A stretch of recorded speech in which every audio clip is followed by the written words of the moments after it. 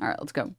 That's part of what a lot of the civil unrest in Israel is about, is that a lot of people do care about the hostages and think that the government needs to stop the war and focus on getting the hostages back and not killing innocent civilians. So that I wonder about that last part. I wonder if the Israeli body politic. Oh, you think the Israelis want civilians to die? There were massive demonstrations in Israel, tens of thousands of people in a country that's relatively small.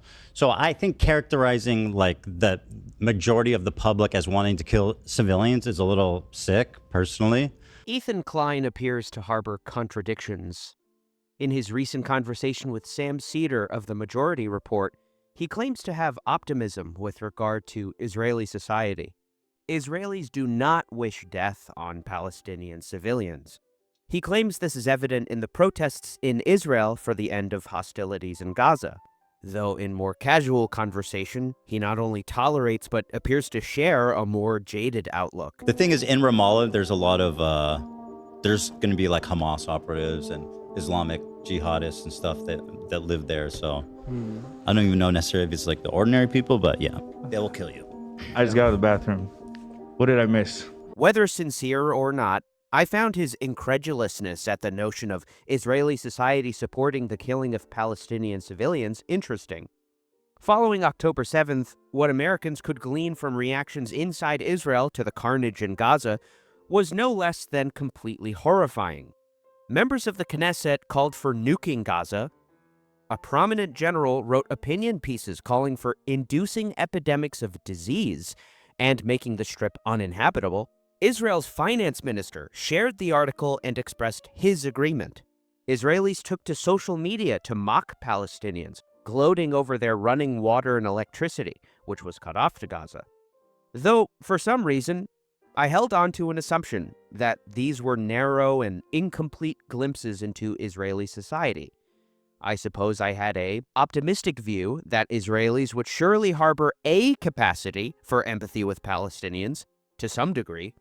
What I saw in the spring of 2024 was therefore a gut punch.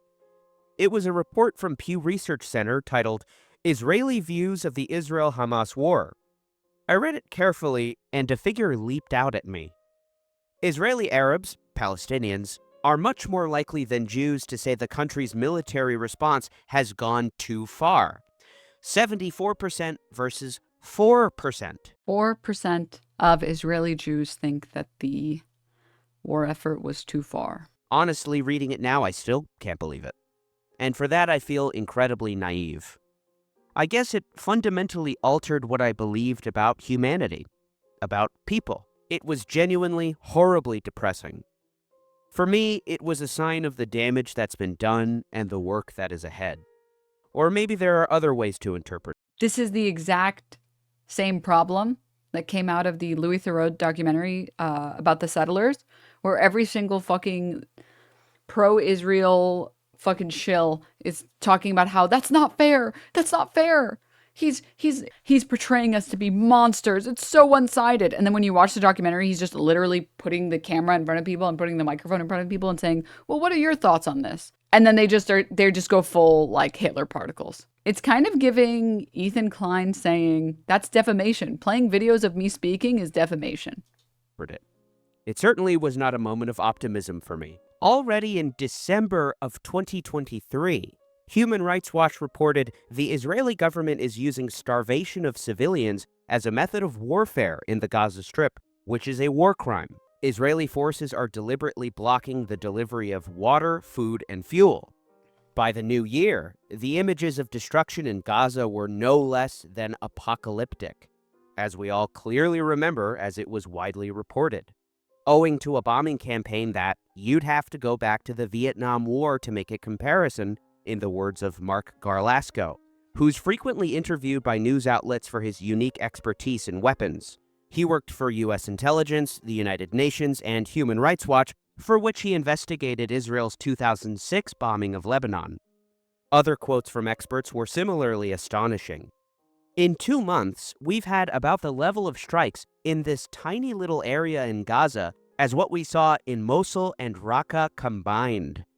said Larry Lewis, research director at the Center for Naval Analyses and formerly the U.S. State Department's senior advisor on civilian harm. Even CNN in this article placed the number of killed as of January 2024 at nearly 25,000. 1 year after October 7th, many more tens of thousands had been killed. The number couldn't possibly be known for certain. A credible study from the Lancet, reported by the New York Times, said many tens of thousands more than the oft-cited but conservative Ministry of Health numbers. Gaza had been so destroyed that even the U.S. president was calling it a demolition site. It's a pure demolition site. But protests had erupted in Israel to end the so-called war.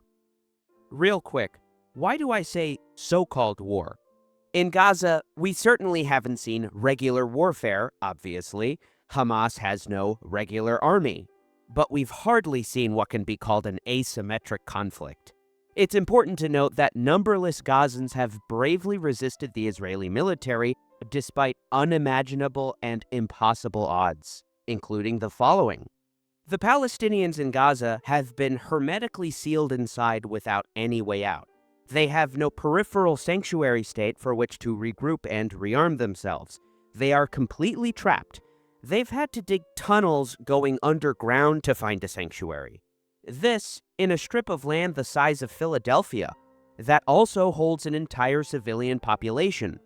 Of course, the existence of this small strip is a result of the Nakba, as some 70% of the population are not from Gaza, but are refugees from the ethnic cleansing that took place, particularly in the cleansing operations, that's what they were called, in Ashdod, Ascalon, Beersheba, and throughout the Negev.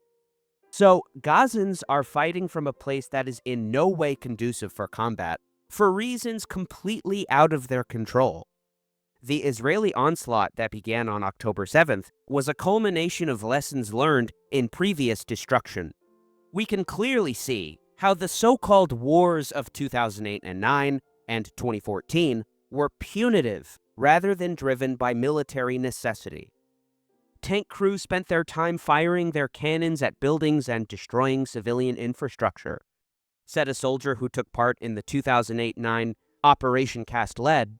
Go ahead and ask soldiers how often they encountered combatants in Gaza. Nothing. The interviewer, when you entered the Gaza Strip, there was no resistance? Next to none at all. Following Cast Lead, veteran defense analyst Amos Harel quoted a squad leader who said, "The atmosphere in general, from what I understood from most of my men who I talked to, the lives of Palestinians, let's say, is something very, very less important than the lives of our soldiers." The Independent quoted a junior officer who served at a brigade headquarters during the operation, who described the new rules of engagement policy following the announcement of the notorious Dahia doctrine of disproportionality as one of literally zero risk to soldiers. Just take this incredible interview with a bulldozer operator. Our objective was to demolish houses. We were secured by heavy armored personnel carriers and tanks. In this case, the tanks were assigned to us rather than the other way around. The area was completely empty. Everything was empty. Interviewer, ghost town, not a soul in sight? Yes. We demolished a lot. There were people who had been in Gaza for 2 days constantly demolishing one house after the other. And we're talking about a whole battalion. In a separate interview, a soldier is asked, "Did you happen to escort bulldozers demolishing houses? Do you know what they destroyed? Why? How many?" If they didn't like the looks of some house, if it disturbed or threatened them, then it would be taken down. Interviewer, but that was for operational needs? Operational needs, I don't know, maybe half of them. Sometimes the company commander would give the D9 something to demolish just to make them happy. This isn't to mention the demolition and damage carried out by shelling. One participant of the 2014 carnage, a first sergeant of the engineering corps, said, "I got the impression that every house we passed on our way got hit by a shell, and houses farther away too. It was methodical. There was no threat." And there have been plenty of Palestinian and Gazan people online that have shared their stories and shared their experiences and have been, in some cases, making content online. And so many of these people have shared their stories about how their house has gotten leveled 4, 5, 6 times. And that there have never been terrorists. They don't know anyone that's a terrorist. They don't know anyone that's Hamas. They don't have any family members that are Hamas. They don't have any friends. And every time they level it, they say, okay, well, we'll just have to rebuild again. Denims, did you see the new IDF gender reveal by bombing houses? Every time I think that the IDF can't get worse, I am proven wrong. They were spraying every house with machine gun fire the whole time. And once in a while, Quote, literally done for morale boosting because these motherfuckers are bored. while blasting a shell into each house. A first sergeant in the Armored Corps recalls, "We were all firing a lot when there wasn't any need for it, just for the sake of firing. We were firing purposelessly, all day long. Hamas was nowhere to be seen. This can hardly be called warfare. These were brief, one-sided punishment campaigns." Israeli civilian and military commanders seemingly acknowledge this with their oft-repeated phrase, mowing the lawn or cutting the grass, which also alludes to its routine nature. Yosi Glausius explains the phrase very helpfully in a rage-filled opinion article. She had seen eclairs in a bakery in Israel that read, "Let the IDF mow them down." This is why every time they actually do run into a Hamas fighter, they shit their pants. They go in knowing that there's nothing to actually fear. The Hebrew word written on the eclairs means mow, as in to lawn mow. But mowing is also a euphemism for something more brutal.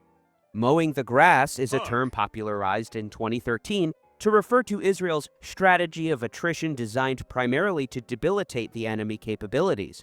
To put it more crudely, mowing the grass means bombing Gaza periodically to facilitate temporary quiet for Israel. This desire to punish the civilian population at large was explicitly articulated, and the policy solidified following Israel's strategic defeat in the Second Lebanon War.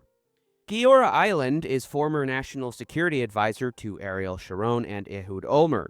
Before this, he was head of the IDF's planning and operations branches. He now continues writing policy prescriptions in opinion pieces, particularly for Ynet and their affiliated Yediot Aharonot. You'll know his so-called general's plan to starve North Gaza. He's the general. Surrender or to die in starvation. This is the all simple plan, which is fully consistent with all the international demands and fully consistent with the law of the armed conflict. That the military quickly began implementing the plan is a testament to his influence in the Israeli defense establishment. Eran Etzion was deputy head of Israel's National Security Council until 2008. The ousted Defense Minister Gallant denied on camera that the government is actually implementing this plan. Netanyahu denied it also in a closed session with Secretary of State Blinken.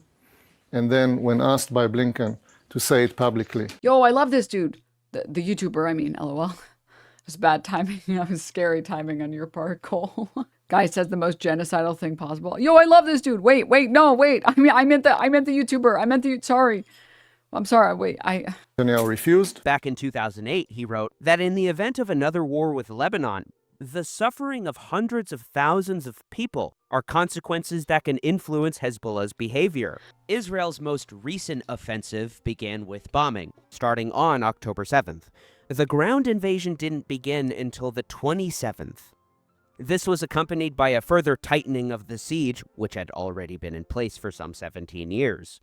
Hassan Alian, head of Koget, the agency responsible for facilitating aid distribution, said plainly that these measures were revenge for October 7th. مع هيك وحوش بشرية رايح إسرائيل فرضت إغلاق كامل على غزة ومش راح يكون في عندكم كهرباء ولا مي بس دمار بدكم جهنم راح تحصلوا على جهنم. A sense of retribution and revenge must have fueled the other measures with regard to targeting.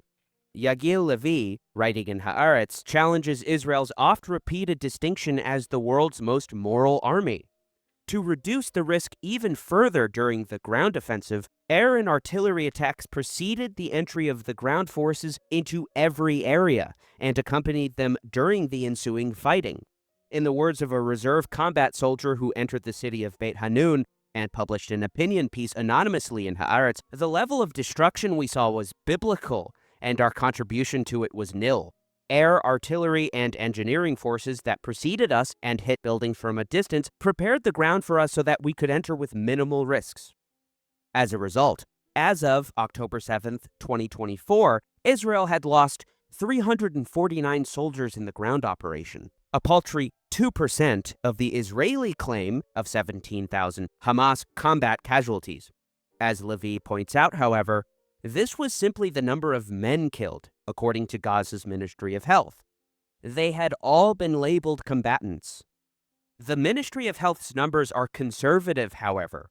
An analysis published in The Lancet and reported in the New York Times says they may have undercounted traumatic war-related deaths by 40%. The number may have reached over 70,000 by the end of 2024. Sorry, really quickly. I like how we're watching this video on like how insane and cruel IDF members are.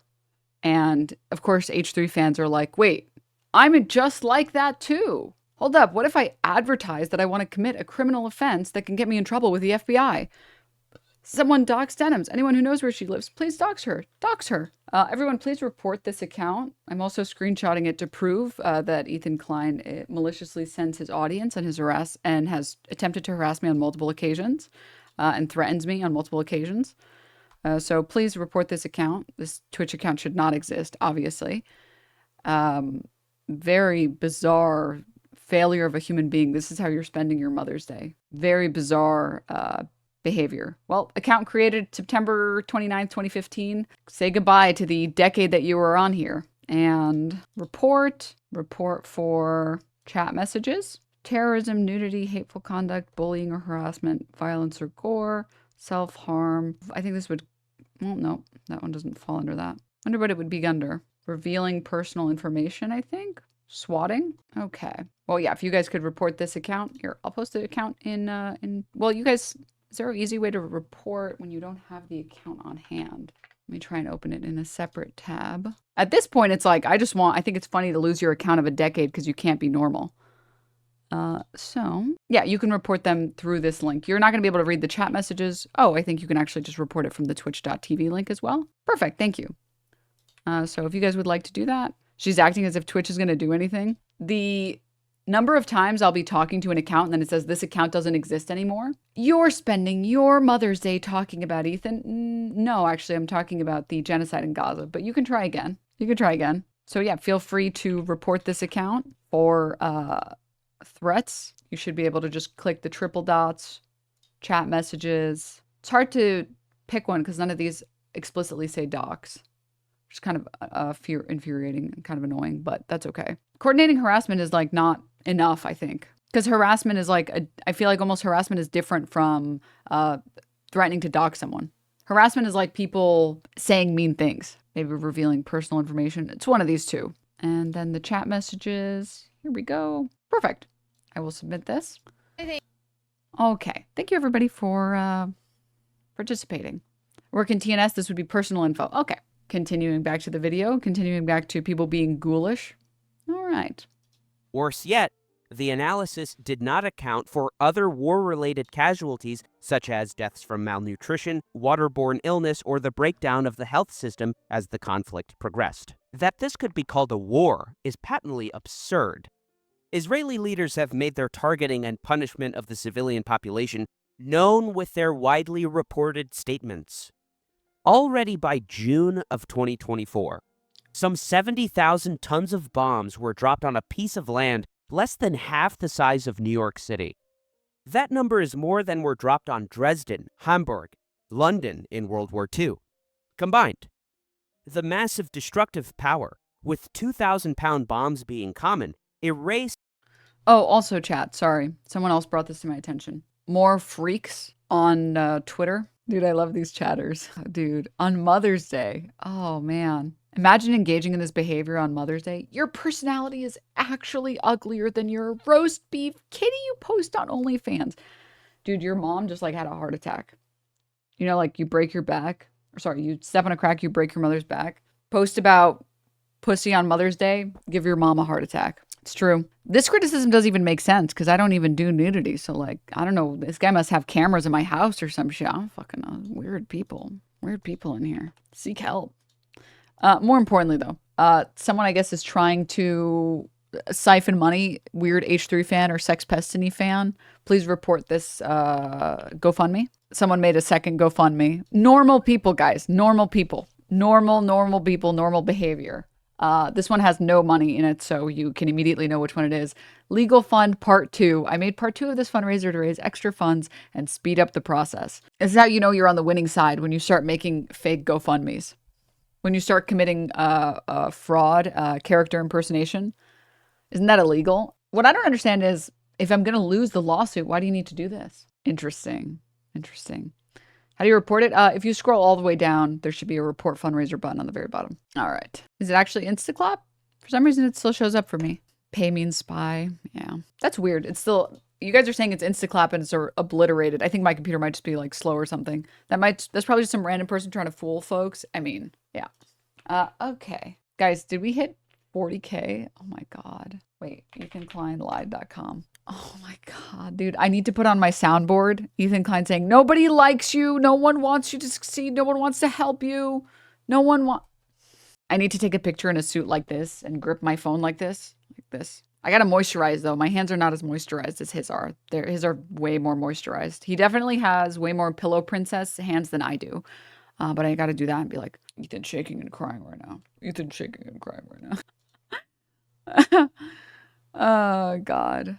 Oh, if you open the fake donation link in a private window, there won't be a cache and you'll see that it's been removed. Oh, okay. Let me try that. Sorry to take away from the stream when we were talking about stuff that's actually important, but of course, when we want to talk about stuff that's important, it's like, quick, everybody, we need to do stuff to take our attention away.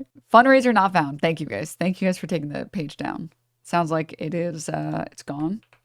Woo. Goodbye. Goodbye, scammer. Easy fucking clap, dude. All right.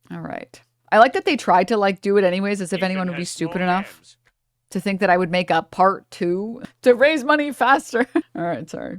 Okay. Going back to this video. Entire towns. Wait, is this actually, this is the Twitter account that came in here. Or sorry, not Twitter, the Twitch account. I didn't mean to do that. Oops. Well, whatever, that's fine. This is the Twitch account that came in here and said, someone docs. Guess what? Their page is taken down. Rip fucking bozo, dude. Oh my God. Imagine sacrificing your decade-old account for some stupid fucking comment. Great job, moron. Oh my fucking God. That's so pathetic. That is the most pathetic thing I've ever seen in my life. Sad behavior, guys. Will you please say thank you, Ethan Klein? Honestly, for helping us take out the trash, these chatters. Honestly. Thank you, Ethan Klein. You are my best friend. You are the rent payer. You are the legend. Thank you, Ethan Klein. You are my best friend. You are the rent payer. You are the legend. Thank you, Ethan Klein, defender of genocide. Helping small creators grow a larger size. In 2025, promoting the left side. Denims, B and Frogan, Hassanabi and Mike. Thank you, Ethan Klein. You are my best friend. You are the rent payer. You are the legend. Thank you, Ethan Klein. You are my best friend. You are the rent payer. You are the legend. What if I eat you, America? Tasty worm. He's purring. Or as I like to call it, he's motoring. His motor's running. This is when he's happiest. When I pick him up like this, he's like, yay, finally, my love and attention. Yay. Oh, yes. I know, your life is so hard, Mayor Worm. Sometimes I stream for more than 4 hours. This is fucked up. It's messed up. All right, let me get this video back. All right, sorry. Let's go back a little. Less than half the size of New York City. That number is more than were dropped on Dresden, Hamburg, London in World War II. Combined, the massive destructive power, with 2,000-pound bombs being common, erased entire towns. Amos Harel, chief defense correspondent for Haaretz, went to Jabalia and took photos and reported that the town, previously home to 100,000 people, was gone. Others shared the same fate, as described by Ahmad Tibi, one of the few Palestinian members of the Israeli Knesset.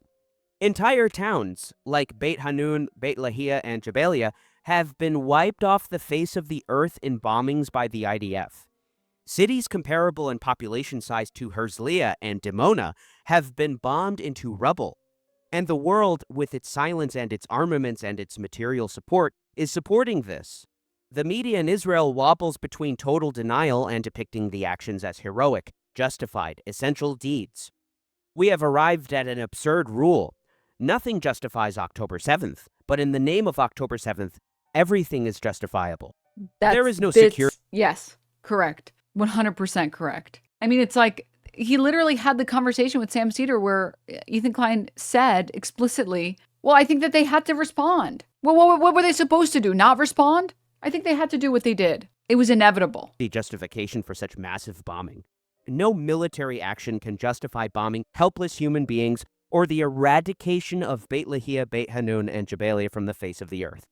This ethnic cleansing is reminiscent of the ethnic cleansing of 530 villages in 1948. In the Jewish-Israeli public, voices of protest and resistance are hardly audible. Israeli outlets reported on Netanyahu scuttling negotiations, and it was an open secret that he did so in order to placate his ministers. A hostage deal would cause his government to collapse, and so Israel was effectively being run by the government's most fanatical ministers. Israel's left wing was furious and made as much known. My impression Thank you, Roger Rains. was that, certainly not all, but many Israelis had had enough. Also a year after October 7th, the Israeli Democracy Institute released a report on the public mood. On ending the so-called war, it was only an even split among Israeli Jews. And not even really. Only 45% wanted an end, 43% didn't, and 12% were no help at all. Of course, the better part of all Palestinians wanted it to end, which added several percentage points to that camp. I wrongly believed the calls to end hostilities was a broad and popular movement among Israeli Jews. The protests were large and widely reported on, but they were far more partisan than I had realized. Worse yet, however, were the reasons that this sector of society had for ending the so-called war. A little more than half said for the safety of the hostages. This amounted to the most common reason. The second was because they could focus on another war with Lebanon. Least genocidal Israeli talking about why they should end their war. Not actually. There are actually a lot of Israelis that do try and do their part in helping highlight the disgusting actions of settlers and the disgusting settlements and the apartheid state that exists. But this is the 4%, yeah. Then it was that the fighting achieved what it could, 9% didn't know why, and 6% because of the great cost in human life and the desire for quiet, peace, and security. And 2% said for improved relations with the U.S. Someone who's been grappling with Israeli society's moral decline has been Rachel. I mean, the idea, the Israeli mindset is that one IDF member is worth 10,000 Palestinians. That's why they bomb. That's why they fucking carpet bomb these city blocks. That's why they don't send in like strike teams, because it's not worth it to them. If they lose even one life, it's just not worth it to them. But they can kill as many civilians, like 10,000 kids for one IDF soldier. That's a fair trade-off for them. Think. She illustrates poignantly a personal crisis for her upon seeing Israeli news coverage. Is Ethan Klein your only content? Do you do anything else besides meat ride for clout? It's not so much meat riding as it is castrating. You're the one doing the meat riding. And on Mother's Day, no less, dude. Please, go do some pussy riding. What the hell? What the hell? Also, I love how it's like talking about the facts behind Israeli mentalities about Gaza, about the genocide. This is the normal response to have about it. Motherless behavior. Coverage showing desperate, starving. I can tell you've never bought your mom flowers, and it shows. People in Gaza. On Sunday evening, when Channel 12's main news broadcast featured some of the most gut-wrenching footage coming out of Gaza, hungry children clamoring around a soup ladle in desperation, I felt for a moment a sense of relief. Finally, I thought, Finally, an Israeli journalist has made the brave and morally virtuous choice to do his job, to report the truth. That feeling lasted right up until said journalist, Elad Simchayoff, began to speak. Because it turned out that this wasn't a segment about Israel's failure to uphold international law or protect civilian life. It was a report about Israel's failure to sell the war properly. Not a failure of policy, a failure of branding. As I watch, I experience a kind of emotional whiplash. Time and again, Simchayev starts a sentence that sounds like there might be a moral reckoning coming, and it ends with a plea for better PR. But it is also possible to wonder if perhaps it is time to improve our, Simchayev begins contemplatively, humanitarian policies, accountability, Hasbara efforts with skilled spokespeople, a clear and effective strategy and believable information, he declares. That's not a punchline, it's his game plan. For much of Simchayev's report, as his voice plays off camera, B-roll footage of starving Palestinians begging for flour and wandering through the rubble of pulverized buildings runs in a loop. When it cuts back to anchorwoman Yonit Levi, she sums up the segment with a single line. "Those are the images being shown to the world," she says, with clear disdain. How many different kinds of delusional do you have to be to air horrifying footage of human suffering beneath a voiceover lamenting the challenges of public relations? What does it say about a society when you can look at a child? It's literally the same exact criticism that Louis Theroux's been getting about his documentary.